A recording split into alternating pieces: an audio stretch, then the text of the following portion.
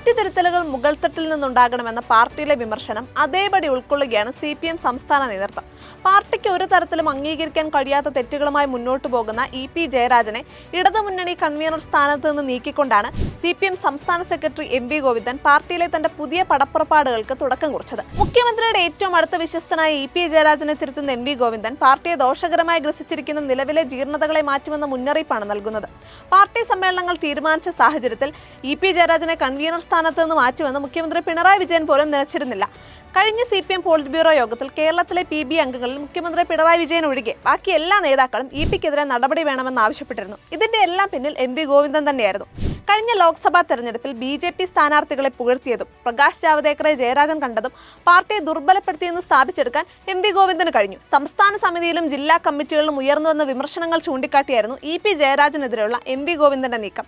ഇതിന്റെ ആദ്യപടിയായി EP ജയരാജനെ ഇടതുമുന്നണി കൺവീനർ സ്ഥാനത്ത് നിന്ന് നീക്കാൻ CPM general secretary Sitaram Yechury ഗോവിന്ദന് മൗനാനുവാദം നൽകുകയും ചെയ്തു. യെച്ചൂരിയുമായി അടുത്ത ബന്ധം പുലർത്തുന്ന CPI സംസ്ഥാന സെക്രട്ടറി ബിനോയ് വിശ്വം ഇതേ ആവശ്യം ജനറൽ സെക്രട്ടറിയോട് ആവശ്യപ്പെട്ടിരുന്നു. സംസ്ഥാന സെക്രട്ടേറിയറ്റിൽ ആരും EP ജയരാജനെ പിന്തുണച്ചില്ല. സാഹചര്യം നന്നായി മനസ്സിലാക്കിയ മുഖ്യമന്ത്രി പിണറായി വിജയനും EP ജയരാജനെ സംരക്ഷിക്കാൻ മുന്നോട്ട് വന്നില്ല.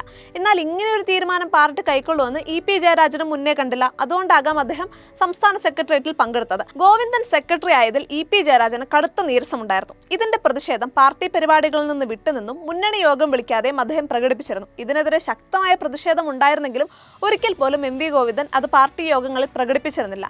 മുഖ്യമന്ത്രി പിണറായി വിജയന്റെ ഏറ്റവും അടുത്ത വിശ്വസ്തനെ പെട്ടെന്ന് തൊട്ടാലുള്ള അപകടം MV ഗോവിന്ദന് നന്നായി അറിയാം. EPക്കെതിരെ വീണ് കിട്ടിയേക്കാവുന്ന ഒരു അവസരത്തിനായി അദ്ദേഹം കാത്തു. പാർട്ടിയുടെ കേന്ദ്ര കമ്മിറ്റി അംഗം കൂടിയായ EP ജയരാജന്റെ വഴിവിട്ട ബന്ധങ്ങളും BJP നേതാവ് പ്രകാശ് ജാവദേക്കറുമായുള്ള രഹസ്യബന്ധവും വീണ് കിട്ടിയ അവസരമായി. ഇവിടെ ആരോടും ഒന്നും ആലോചിക്കാതെ തന്റെ പോളിറ്റ് ബ്യൂറോ അംഗത്വം MV ഗോവിന്ദൻ ഭംഗിയായി പ്രയോജനപ്പെടുത്തി. പാർട്ടി സെക്രട്ടറി ആയ ശേഷം പാർട്ടിയിൽ ശുദ്ധികലശത്തിനെത്തിയ അദ്ദേഹത്തിന് നിരാശയായിരുന്നു ഫലം. പക്ഷേ ഗോവിന്ദന്റെ തന്റെ ഭാഷയിൽ പറഞ്ഞാൽ തെരഞ്ഞെടുപ്പിലെ മനോഹരമായ തോൽവി CPMലെ ഉൾപാർട്ടി രാഷ്ട്രീയത്തിൽ പുതിയൊരു അധ്യായത്തിന് തുടക്കം കുറിക്കുകയാണ്. പാലക്കാട്ടെ ശക്തനായ PK ശശിയെ തെരഞ്ഞെടുക്കപ്പെട്ട സ്ഥാനങ്ങളിൽ നിന്നെല്ലാം മാറ്റി. ഇപ്പോൾ EP ജയരാജനെ ചുരുക്കി പറഞ്ഞാൽ CPMലെ എതിർ ശബ്ദങ്ങളില്ലാത്ത നേതാവായി മാറുകയാണ് MV ഗോവിന്ദൻ.